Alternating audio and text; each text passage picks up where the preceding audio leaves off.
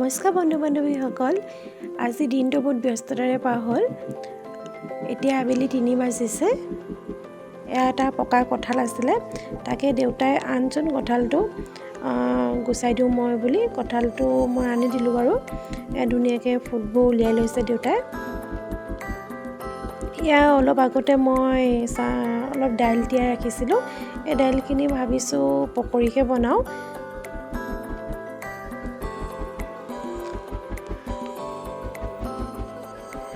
এয়া অলপ বেচন উলিয়াই লৈছোঁ, বেচনত অলপ নিমখ দি লৈছোঁ। ইয়াত দাইলখিনি ধুনীয়াকৈ মই পটা খুন্দি ল'লোঁ। এয়া ধুনীয়াকৈ মিশ্ৰণটো মই বনাই ল'লোঁ। বনাই মেলি ইয়াত তেলত মই অলপ পকৰি দি দিছোঁ। এয়া দেখিছেনে টিকলু, দেউতাই এটা পচলা কাটি আনি থৈছিলে, সেইডালে ই খেলিবলৈ লৈছে। ইয়াতে হৈ আছে মোৰ। কি লাগে তোমাক? পকৰি খাই ভাল পালা? কিমান ভাল পালা? হাতে দেখুৱাই দিয়া কিমান ভাল পালা। ইমান ভাল পালা, ৰবা দেই আৰু দিছোঁ। এয়া মোৰ পকৰি হৈ গ'ল। তাকে চাহ একাপ, ধুনীয়াকৈ লাল চাহ একাপ বাকি লৈছোঁ।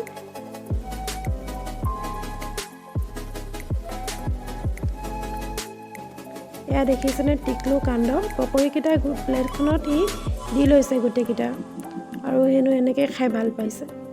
এতিয়া চাহ খোৱা হৈ গ'ল। চাহ খাই এতিয়া ভাবিছোঁ অলপ স্কিন কেয়াৰ কৰোঁ বুলি। ইয়াতে অলপ মই দাইল বচাই ৰাখিছিলোঁ, ইয়াতে মই অলপ নেমু চেপি লৈছোঁ।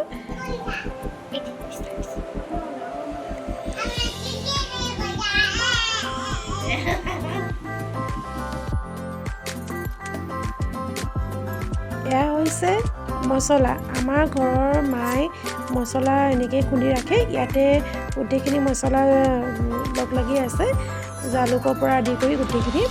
এয়া ধুনীয়াকৈ মায়ে ধুনীয়াকৈ চাফা কৰি অলপ ৰ'দত দি ৰাখিছিলে। এতিয়া এইখিনি মোক লাগি আছে যে মিক্সাৰ গ্ৰাইণ্ডাৰত দি দিয়ে, ধুনীয়াকৈ মিহি কৰি দিয়ে। তাকে বোলো মই কৰি লওঁ।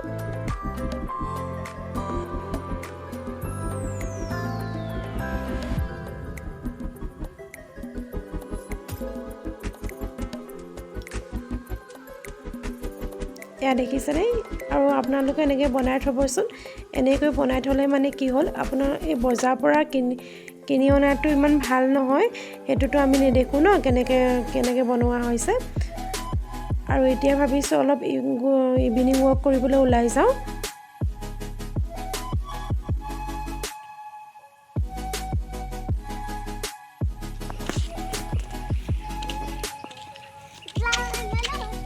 ইভিনিং ৱাক কৰোঁ বুলি ওলাই আহিছোঁহে, দেখিছেনে এই দুটা কাণ্ড, দুয়োটাই বোলে ময়ো যাওঁ।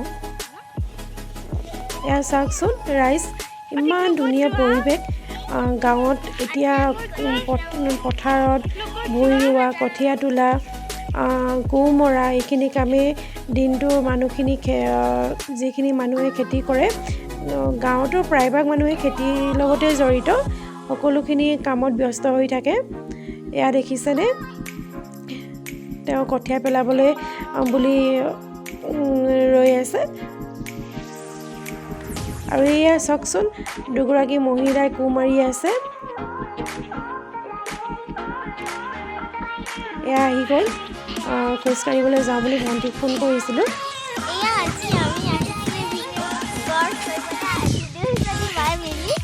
কথা পাতি আছে।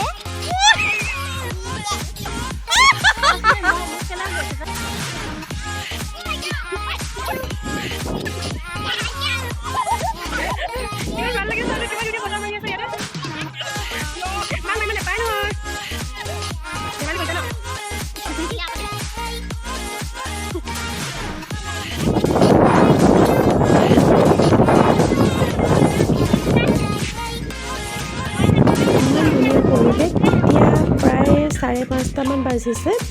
চাওকচোন, ইমান এটা ধুনীয়া পৰিৱেশ, ইমান ধুনীয়া ৰিব বতাহ মাৰি আছে।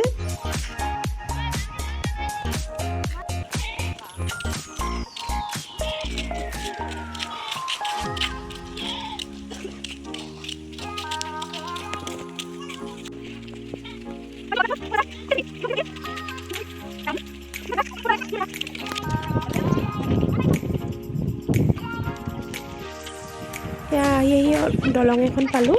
এইখন আমাৰ গাঁৱৰে দলং হয়। এয়া চাওকচোন সূৰ্য দেৱতাৰ বাই বাই দিছে।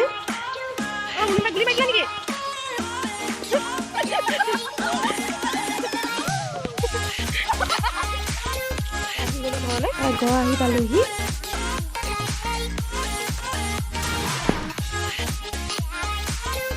ঘৰ আহিয়ে ভৰি হাত ধুই ধূপ ধূনা জ্বলাই এয়া চাহ খাই ৰাতি সাঁজৰ কাৰণে মায়ে যোগাৰ কৰি আছিলে, তাকে বোলো ময়ো বনাই দিয়াচোন বোলো। সেইবুলি ভাবি মই এই পচলা আনি থৈছিলে দেউতাই বাৰীৰ পৰা, তাকে ৰাজহাঁহৰ লগত বনাইছোঁ। এয়া ৰৈ আছোঁ মই হাজবেণ্ডৰ কাৰণে। মই মা ঘৰত আছোঁহি বিশেষ এটা কাৰণত। মোৰ গাটো ইমান ভাল নাই, সেইটো কাৰণে মই মা ঘৰত আছোঁহি। হাজবেণ্ডে ফোন কৰিলে যে তেওঁ আহিব, তাকে ৰৈ আছোঁ তেওঁৰ কাৰণে। এয়া আহি পালেহি। আহিয়ে বোলো ডাইৰেক্ট ভাত খোৱা। তেওঁ ভৰি হাত ধুই ভাতৰ পাতত বহিলে। এয়া ভাত খাই আমাৰ প্ৰায় শেষেই হ'ল। এয়া ভাত খাই মই ব্ৰাছ কৰিলোঁ। মই সদায় ব্ৰাছ কৰিয়ে শুওঁ। এয়া আহি দেখিছোঁ ভিতৰত এদমমান কাপোৰ, ৰ'দত দিয়া কাপোৰ আনি থোৱা আছিলে। এয়া ধুনীয়াকৈ জাপি ল'লোঁ। আজি সোনকালে শুই যাওঁ, কাৰণ কাইলৈ মোৰ তিনিচুকীয়া যোৱা কথা আছে। মা কেইটামান পৰীক্ষা কৰিবলৈ আছে, মা গাটো ইমান ভাল নাই, তাকে সোনকালে শুই যাওঁ।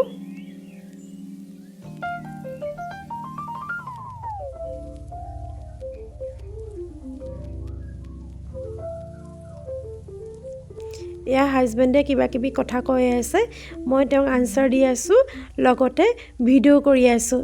এয়া দেখিছেনে হাজবেণ্ডে বিচনা তেওঁ ঠিক কৰিলেই শুবৰ কাৰণে, কাৰণ তেওঁ ভাগৰ লাগিছে, দিনটো ব্যস্ত হৈ আছে তেওঁ কামত।